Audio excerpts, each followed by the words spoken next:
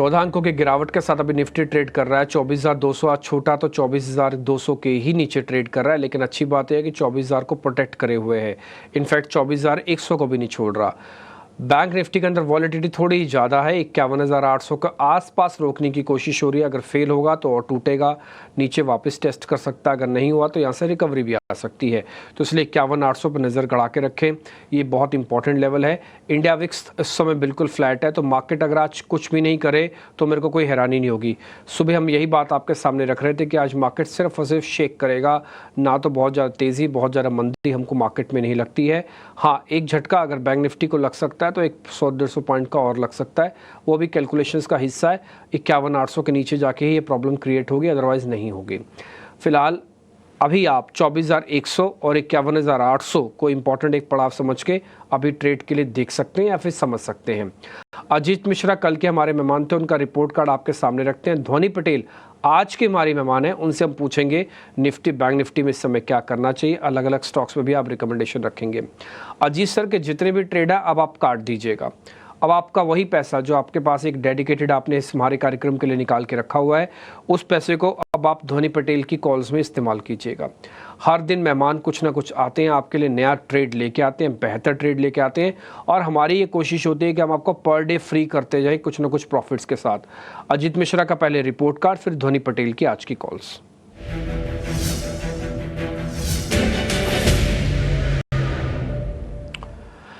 अजीत मिश्रा की जो रिकमेंडेशन है उसमें 1.5% का गेन आपको एससीएल टैक्स से मिला होगा। आरईसी से करीब 1.5% का गेन, पावर ग्रिड का 1% का गेन। निफ्टी के कल 24,300 की कॉल बाय करवाई थी, उसका स्टॉप लॉस कट गया। बैंक निफ्टी के 52,200 की कॉल थी, उसका स्टॉप लॉस कटा। एस्ट्रल का सेल था, वो भी होल्ड है। तो 6 ट्रेड थे, 6 के 6 का रिपोर्ट कार्ड हमने आपको दिखा दिया। 2 का स्टॉप लॉस कटा ऑप्शन ट्रेड का, क्योंकि दोनों कॉल्स थी और मार्केट ने कल जाते जाते थोड़ा बहुत प्रॉफिट बुकिंग करवा दी, इसलिए कॉल्स टूट गई। और एस्ट्रा लिमिटेड पे अभी भी होल्ड है। इसका मतलब ये है कि ना तो इसका स्टॉप लॉस लगा, ना ही इसका 1% तक का गेन आया, इसलिए होल्ड के कैटेगरी में चला गया। आप चाहें तो इसको 0-0 करके काट भी सकते हैं। और इससे पहले जो आपको गेन हुआ है उसमें एससीएल टेक का 1.5% का, आरईसी का 1.5% 3% और पावर ग्रिड का एक 4%, तो 4% का गेन है। मैंने ऑप्शंस के ट्रेड को अगर लॉस में कैलकुलेट भी कर दूं तब भी आप नेट में कमा के ही निकले होंगे। इस रिपोर्ट कार्ड से तो साफ समझ में आ रहा है। अब आप सारे सौदों को 0 कर देना, वही पैसा अब आपको ध्वनि पटेल के सौदों में लगाना है, और कल हम ध्वनि पटेल का रिपोर्ट कार्ड आपके सामने रखेंगे। एक बार जरा मार्केट्स पे लौट आते हैं। ध्वनि, पहले आपकी रिकमेंडेशन, ओवरऑल मार्केट्स की स्ट्रेंथ कैसे दिख रही है या फिर वीकनेस कैसे दिख रही है आपको बाजार स्ट्रांग लग रहा है या वीक लग रहा है? गुड आफ्टरनून डिम्पी जी। डेफिनेटली यहाँ पे बाजार की जो वीकनेस है उसमें काफी स्ट्रेंथ देखने को मिल रही है, क्योंकि ओवरऑल अगर आप यहाँ पे इंडेक्स को देखें तो हर बार हम यहाँ पे एक गैप अप के साथ ओपन करने की कोशिश करते हैं, बट वो सस्टेन नहीं हो पाता है और वहां से हमें कॉन्स्टेंटली एक डाउनवर्ड मोमेंटम इसके अंदर देखने को मिल रहा है। तो निफ्टी बैंक निफ्टी दोनों पे ही मेरी सेल ऑन राइज की यहाँ पे स्ट्रैटेजी रहेगी। इनफैक्ट आप ही के चैनल पे कई बार मैंने यहाँ पे बोल रखा हुआ है कि निफ्टी अभी यहाँ पे कोई भी एक बाई साइड के जोन में नहीं जाती हुई देखने को मिल रही है। अगर हम लेवल्स की बात करते हैं, करंट लेवल से अगर फ्रेश ट्रेड निफ्टी के अंदर इनिशिएट करना है तो करंट लेवल से आप सेल करें तो उसके लिए टारगेट आपको नीचे की तरफ जो लगाना है वो यहाँ पे 23,850 का रहेगा। वहां तक निफ्टी के अंदर जो गिरावट है वो कंटिन्यू होती हुई दिखेगी। आज के सेशन में भी जैसे ही 24,080 का लेवल हम नीचे की तरफ क्रॉस करते हैं तो ये फर्दर डाउनसाइड के लेवल्स ओपन हो जाएंगे। स्टॉप लॉस के तौर पे आपको ऊपर की तरफ यहाँ पे ध्यान में रखना है लेवल जो है यहाँ पे 24,270 का लेवल। इन लेवल्स को अगर हम ऊपर की तरफ क्रॉस करते हैं तो एक बाइंग इंटरेस्ट यहाँ पे देखने को मिलेगा, बट ब्रॉडर पर्सपेक्टिव में भी 24,350 का लेवल वो है जो यहाँ पे निफ्टी एक रेजिस्टेंस फेस करेगा। तो Nifty on the broader side sell on rise की रणनीति है। इनफैक्ट बैंक निफ्टी के अंदर भी अगर आप देखें तो बैंक निफ्टी में भी यहाँ पे ऑन द हायर साइड एक सस्टेनेबिलिटी जो है वो मिसिंग होती हुई देखने को मिल रही है। नीचे की तरफ के जो मूव्स है उनके अंदर जो स्ट्रेंथ है और जो पार्टिसिपेशन है वो आपको इंट्राडे चार्ट्स पे देखने मिलेगा कि वो यहाँ पे ज्यादा होते हुए देखने मिल रहा है। बट बैंक निफ्टी को अभी फिलहाल के लिए मैं वेट एंड वॉच की कैटेगरी में डालूंगी, क्योंकि नीचे जो आपका यहाँ पे ब्रेकडाउन लेवल बन रहा है वो है 51,500 का लेवल, और ऊपर रेजिस्टेंस जो है वो आपको 52,150 के लेवल्स पे फेस करने को मिल रहा है। तो ट्रेड वाइज यहाँ पे 1:1 का रिस्क रिवॉर्ड बैठता है, जो काफी अच्छा नहीं माना जा सकता। तो अभी फिलहाल के लिए बैंक निफ्टी को वेट एंड वॉच करे, बट निफ्टी के अंदर सेल इनिशिएट कर सकते हैं। ठीक है, निफ्टी के अंदर बेचने की रिकमेंडेशन है। 23,800 तक वापस आ सकता है, यहीं से रिवर्सल हुआ था, ध्यान रखें। 24,270 के पार जाने पर ही अब तेज़ी आएगी, अदरवाइज़ नहीं बनेगी। ये आज के लेवल्स हो गए हैं। बैंक निफ्टी के लिए वेट एंड वॉच डाल दिया। मैं आपसे शेयर्स के बारे में पता करूंगा ध्वनि। इस बीच एशियन पेंट्स की मैनेजमेंट हमारे साथ जुड़ रही है, क्योंकि नंबर्स आ गए हैं। नतीजे आने के बाद अब कंपनी के MD and CEO Amit Singhal हमारे साथ जुड़ चुके हैं। अमित जी, पहले तो बहुत शुक्रिया, thank you very much. Sir, मैं दूसरे तिमाही के नतीजों के साथ ही स्टार्ट करूंगा। इस बार के नंबर्स ग्रोथ में जो वॉल्यूम ग्रोथ आई वो करीब 4 से 9% थी। एशियन पेंट्स की डिक्लाइन वॉल्यूम ग्रोथ है, इसकी वजह क्या है सर? ओवरऑल ग्रोथ तो ठीक है, लेकिन एशियन पेंट्स की ग्रोथ में कुछ ज़्यादा नहीं दिखा हमको, डाइवर्जेंस दिखी, इसकी वजह क्या है सर? तो अगर हम पिछला क्वार्टर देखें, डेफिनेटली ओवरऑल जो कंज्यूमर सेंटिमेंट्स रहे हैं, डिमांड रही है, थोड़ी वीक रही है, जिसके करते हुए ओवरऑल थोड़ा वॉल्यूम में हमने इफेक्ट देखा है। अगर हम जुलाई का मंथ देखें तो उसमें अच्छा सेल निकला था, किंतु सितंबर में थोड़ा सा जो ओवरऑल अनडिस्ट्रीब्यूटेड रेन्स रहा, थोड़ा सा फ्लड्स रहे कुछ कंट्री में, उसकी वजह से डिमांड काफ़ी इफेक्ट हुई। और जितना हमने एक्सपेक्ट किया था कि सितंबर में एक शॉर्टर दिवाली की वजह से एक रिटेल में पुश आएगा, वो भी नहीं मिला हमको। तो इस कारण देखते हुए ओवरऑल डिमांड डेफिनेटली हमारी इम्पैक्ट हुई। और मेरा एक ये कहना है कि जब आपका मार्केट में शेयर ज़्यादा रहता है, थोड़ा लीडर आप ज़्यादा रहते हैं, तो उसकी वजह से जो सीजनल मार्केट्स में हमें इम्पैक्ट आया वो थोड़ा सा कंपटीशन से ज़्यादा रहा। हमने कॉम्पिटिटिव प्रेशर भी ज़्यादा देखा इस क्वार्टर में ओवरऑल टू दैट एक्सटेंट।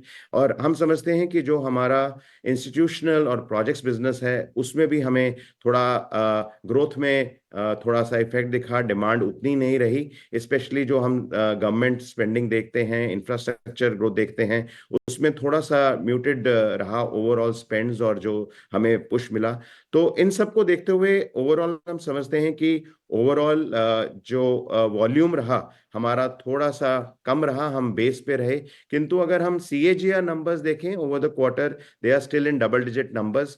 तो हम आशा करते हैं कि आने वाले क्वार्टर में we are able to push the volumes further. ठीक है, जब आप आने वाले क्वार्टर्स की बात बोल ही रहे हैं अमित जी, तो एक बार जरा ये बताइएगा, क्वार्टर 3 के अंदर आपको लगता है कि पिकअप होगा, इम्प्रूवमेंट होगा क्वार्टर 2 के मुकाबले, H1 के मुकाबले? तो अगर हम H1 देखें तो फर्स्ट हाफ में हमारा वॉल्यूम ग्रोथ लगभग 3% का है, किंतु जो वैल्यू ग्रोथ है वो 4-4.5% नेगेटिव है in terms of what we see. आने वाले टाइम में अगर हम देखें, दो तीन चीज़ें अच्छी दिखती हैं हमें कि ओवरऑल जो रूरल डिमांड पहले थोड़ा कम दिख रहा था इन quarter 4 and quarter 1, I think उसमें डेफिनेटली हमें इम्प्रूवमेंट दिख रहा है। किंतु जो अर्बन सेंटर्स हैं उसमें स्ट्रेन अभी भी दिख रहा है। जिस तरह से डिमांड इमर्ज होनी चाहिए उस तरह से डिमांड नहीं दिख रही। दूसरा फैक्टर ये है कि इस बार दिवाली शॉर्ट रही, क्योंकि पिछले बार दिवाली नवंबर में थी, उसका भी एक इम्पैक्ट रहा है अक्टूबर के मंथ में। तो ओवरऑल हम थोड़ा कॉशियस हैं इस क्वार्टर के बारे में इन टर्म्स ऑफ कि किस तरह से ओवरऑल सेल निकलता है, किस तरह से डिमांड आउटलुक रहता है। तो उस तरह से देखें तो we are taking a little bit of a cautious stand as far as this quarter go. But हमारा मानना ये है कि क्वार्टर 4 तक पहुंचते हुए डेफिनेटली ओवरऑल डिमांड कंडीशंस और इम्प्रूव होंगी मार्केट में। और ओवरऑल साल को हम देखें तो हम single digit volume growth maintain कर सकेंगे। ठीक है। सर, एक्जो नोबल के बारे में पता करना चाहता हूँ। एक्जो नोबल अभी एग्जिट करना चाहती है इंडिया बिजनेस में, मल्टीपल पोटेंशियल शूटर्स हैं, कुछ लाइंड अप हैं आपके लिए, आपकी तरफ से? देखिए, अभी जो एक्जो नोबल है उन्होंने सिर्फ ये बोला है कि वो अपना जो इंडियन बिजनेस है उसका रिव्यू कर रहे हैं। और अभी तक कोई ऑप्शंस मार्केट में नहीं आया है कि आज वो किस तरह से अपने इस बिजनेस को देख रहे हैं, क्या उन्होंने यहाँ पे जॉइंट वेंचर करना है, किस बिजनेस को बेचना है, किस बिजनेस को नहीं बेचना। तो जब तक ऑप्शंस क्लियर नहीं होते हमारे सामने, ये कहना बहुत मुश्किल है कि हम किस तरह से उसमें इंटरेस्ट दिखाएंगे। किंतु जिस तरह से अगर जब क्लैरिटी आती है उसके बाद ही हम कह सकते हैं कि हम किस तरह से इस मैटर में प्रोसीड करना चाहेंगे। ठीक है अमित जी, बहुत शुक्रिया, थैंक यू वेरी मच आज समय देने के लिए। तो ये एशियन पेंट्स की मैनेजमेंट थी, उनका ये मानना है कि क्वार्टर 3 के अंदर तो चीज़ें सुधरेंगी, लेकिन क्वार्टर 2 के अंदर हाँ दिक्कत थी, ये बात वो खुद एक्सेप्ट भी कर रहे हैं। खैर हम थोड़ा आगे बढ़ जाते हैं और वापस से F&O के शेयर पे आ जाते हैं, F&O के कार्यक्रम में आते हैं। आपको शेयर्स बताते हैं। इंडेक्स पे मोटा मोटी व्यू ले लिया, निफ्टी पे वीकनेस है, आपको 23,800 तक के टारगेट, 850 तक के टारगेट वापस मिल गए हैं और आपके लिए जो स्टॉप लॉस है वो अब 24,270 के पार का है। ठीक है, अब आपको जरा आ जाए स्टॉक्स की तरफ में, तो लेके आइए पहले ताज़ा खरीदारी वाले शेयर्स।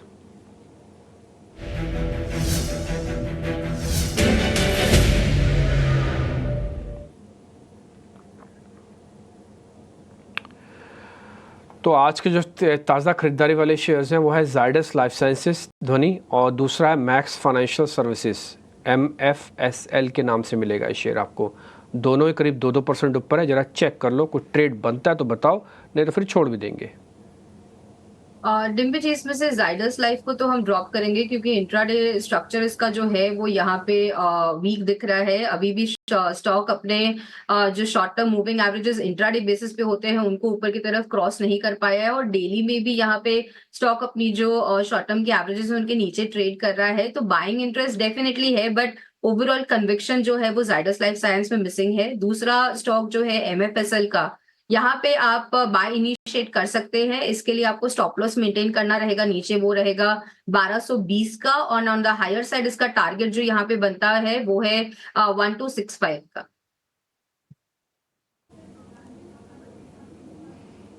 ओके ठीक है, डन। तो ये कुछ शेयर्स थे जिस पे आपको रिकमेंडेशंस मिल रही हैं। लेवल्स आप अपने स्क्रीन पे देखें, ध्यान रखिएगा जिसका स्टॉप लॉस और टारगेट हम आपके सामने रख रहे हैं, सिर्फ वही आपको ध्यान रखना है। देखिए जब कार्यक्रम की शुरुआत हुई थी तब बैंक निफ्टी में ज़्यादा गिरावट नहीं थी, तब हमने एक पॉइंट भी आपके सामने रखा था कि बैंक निफ्टी में गिरावट आ सकती है ये अगर 51,800 को छोड़ दे।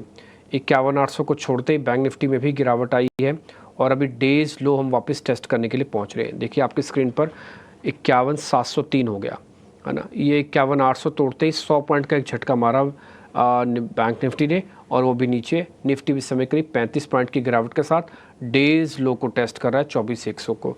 ध्वनि पटेल का यही कहना था कि मार्केट में अभी वीकनेस है, कोई बड़े एक्सपेरिमेंट अभी ना किए जाएं, अभी थोड़ा रुक जाना चाहिए। ठीक, और आप अगर आप 7 डेज़ वाला भी चार्ट एक हिस्सा देख पा रहे हैं, वहाँ पे 0.45 लिखा है, यानी कि इस पूरे 7 दिन में वॉलिटिलिटी तो जम कर रही, लेकिन नेट में कुछ नहीं आया आपके पास। आप इसी 24,000 पे एक हफ्ता पहले भी खड़े थे, इसी 24,000 पे एक हफ्ते बाद भी खड़े हो, लेकिन हाँ वॉलिटिलिटी अपने चरम पे आ रही है।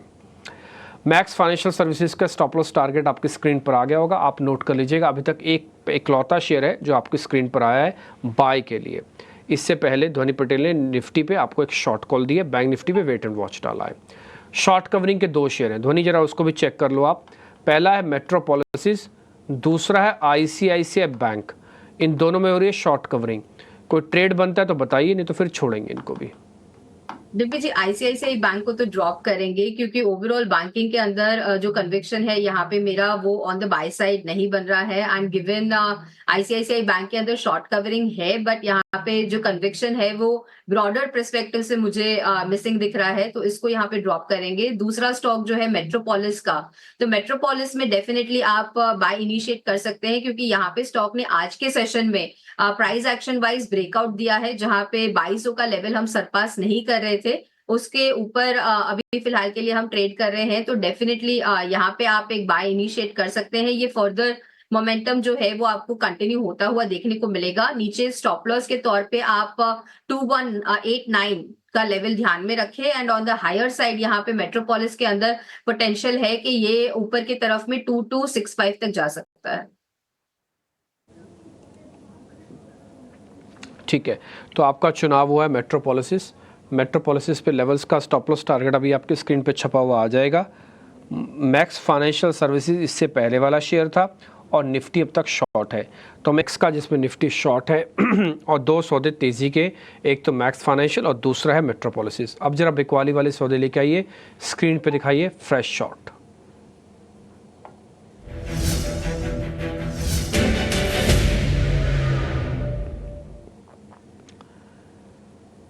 आज वोल्टास टूट रहा है, साथ ही टूट रहा है कमिंस इंडिया भी। इन दोनों पे एक बार आपके रिकमेंडेशन ध्वनि, इन दोनों में कोई ट्रेड बनता है तो फिर बताइए, नहीं तो फिर छोड़ देंगे।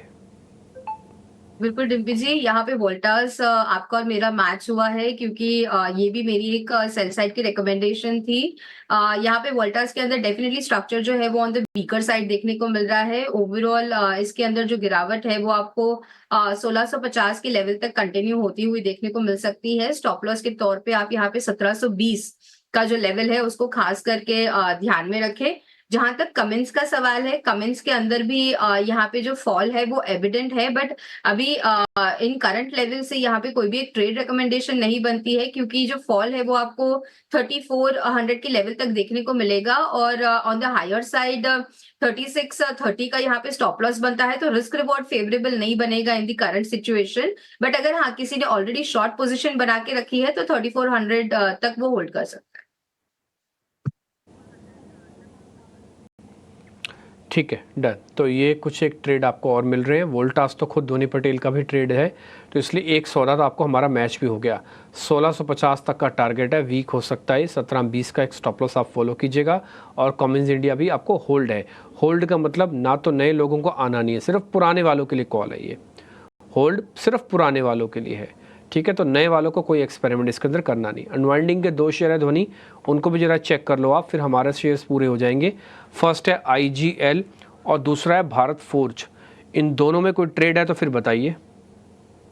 जी बिल्कुल, डिम्पी जी, भारत फोर्ज का तो सबसे पहले मैं ये कहना चाहूंगी कि यहाँ पे ओवरऑल जिस हिसाब से इसका चार्ट स्ट्रक्चर है, कोई भी अपॉर्चुनिटी आपको इसके अंदर मिलती है जहाँ पे सेल के फ्रेश यहाँ पे इनिशिएट हो रहे हैं या फिर स्विंग लोज ब्रेक हो रहे हैं, तो यहाँ पे डेफिनेटली एक सेल साइड का ट्रेड लेना चाहिए, क्योंकि स्ट्रक्चर जो है वो यहाँ पे बेरिश साइड का है। और ओवरऑल जो ब्रॉडर इसका नेक्स्ट सपोर्ट लेवल बनता है वो यहाँ पे करीब 1300 की लेवल के पास बन रहा है।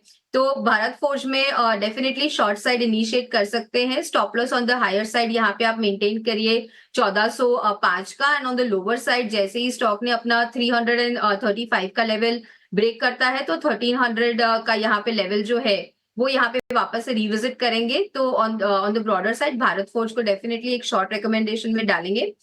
IGL यहाँ पे जो है उसको भी हम शॉर्ट कर सकते हैं, क्योंकि आप शॉर्ट टर्म चार्ट्स पे अगर देखें तो स्टॉक ने अपनी जो अपवर्ड रेजिस्टेंस लाइन था उसका ब्रेकडाउन दिया है और यहाँ से फर्दर फॉल इसके अंदर एक्सपेक्टेड है। इसका फॉल यहाँ पर जो है वो आपको देखने को मिलेगा नीचे की तरफ में 415 के लेवल्स तक ये कंटिन्यू होता हुआ रहेगा। And on the higher side जो स्टॉप लॉस आपको मेंटेन करके चलना है यहाँ पे वो रहेगा 433 का।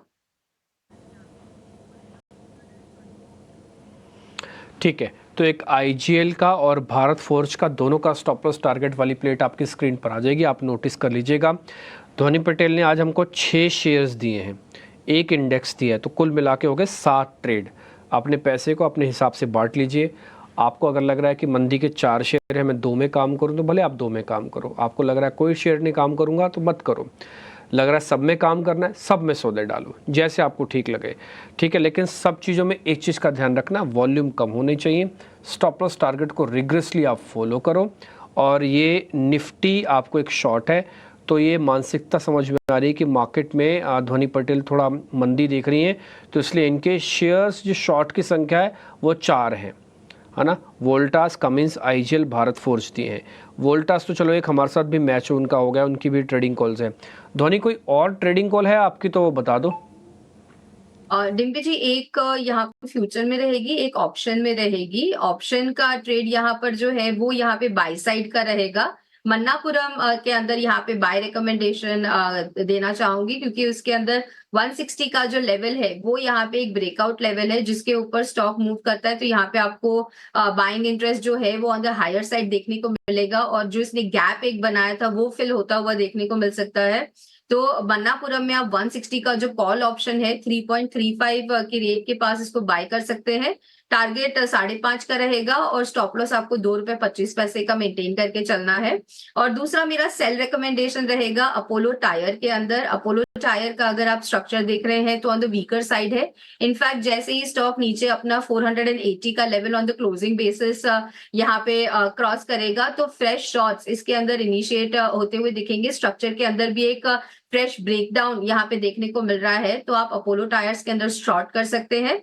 465 का टारगेट रहेगा और 482 का स्टॉप लॉस। ठीक है, आज तो भरमार है ट्रेड्स की। आज तो धोनी पटेल ने पूरी झड़ी लगा दी है शॉर्ट्स की, और एक अपोलो टायर्स भी दे दिया उन्होंने। Apollo Tyre, Bharat Forge, IGL, Cummins, Voltas, ये सारे के सारे शेयर शॉर्ट के हो गए। 1 2 3 4 5। आपके पास 2 शेयर लॉन्ग के हो गए, मैक्स फाइनेंशियल और मेट्रोपॉलिसिस। साथ में एक ऑप्शंस का ट्रेड भी होगा, तो मैं 3 कर देता हूँ। 6 और 3 9 सौदे, प्लस निफ्टी एक शॉर्ट कॉल है 10 ट्रेड। मेरे को लगता है अब तक का रिकॉर्ड बना है। धोनी ने इससे ज़्यादा शेयर नहीं दिए होंगे एक ही कार्यक्रम में, और अब तक के रिकॉर्ड के तौर पर हम इस कार्यक्रम को भी नोटिस कर रहे हैं। 10 शेयरों के ट्रेड के साथ आज आपको छोड़ के जाते हैं। आप अपने हिसाब से ट्रेड देख लीजिएगा, जो आपको जमता वही ठीक करना है। आपकी कन्विक्शन भी होनी चाहिए, बात सिर्फ लेवल की या शेयर ट्रेडिंग की नहीं है, आपका अपना कन्विक्शन भी होना चाहिए उस पर। अगर है तो उस हिसाब से ट्रेड करना। कल इन 10 का ही रिपोर्ट कार्ड हम आपके सामने लेके आएंगे कि धोनी पटेल ने जो आज हमको बताया वो रिपोर्ट कार्ड कल क्या कह रहा है। उम्मीद करते हैं कि काफ़ी बेहतर बन के आएगा। धोनी, बहुत शुक्रिया, थैंक यू वेरी मच समय देने के लिए। फिलहाल इस कार्यक्रम से भी इतना ही। नमस्कार।